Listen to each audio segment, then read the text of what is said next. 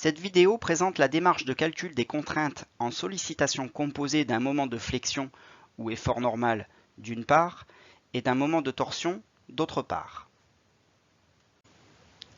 On se place dans le cas d'une section simultanément en présence d'un moment de flexion MFZ et d'un moment de torsion MT. On rappelle les champs de répartition des contraintes de ces deux sollicitations simples.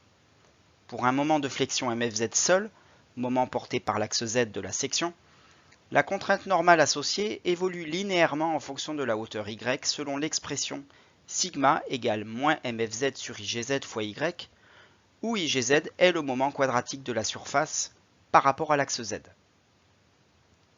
Pour un moment de torsion MT seul, moment porté par la ligne moyenne X de la section, la contrainte tangentielle associée a une direction radiale dont l'amplitude évolue linéairement en fonction de l'éloignement radial depuis le point G, selon l'expression tau égale mt sur IGX fois R.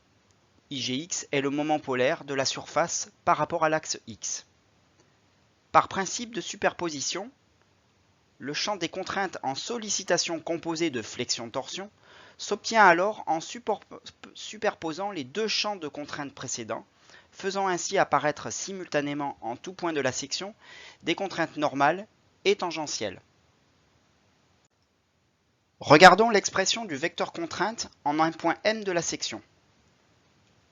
En ce point M, la contrainte normale générée par le moment de flexion est portée par l'axe X. Notons R et T, les directions radiales et tangentielles en coordonnées cylindriques au point M. La contrainte tangentielle générée par le moment de torsion est alors portée par l'axe T. Le vecteur contrainte Cmx, au point M pour une section de normale X, résulte alors de la somme vectorielle de la contrainte normale sigma mf, portée par la direction normale X, et de la contrainte tangentielle tau mt, portée par la direction tangentielle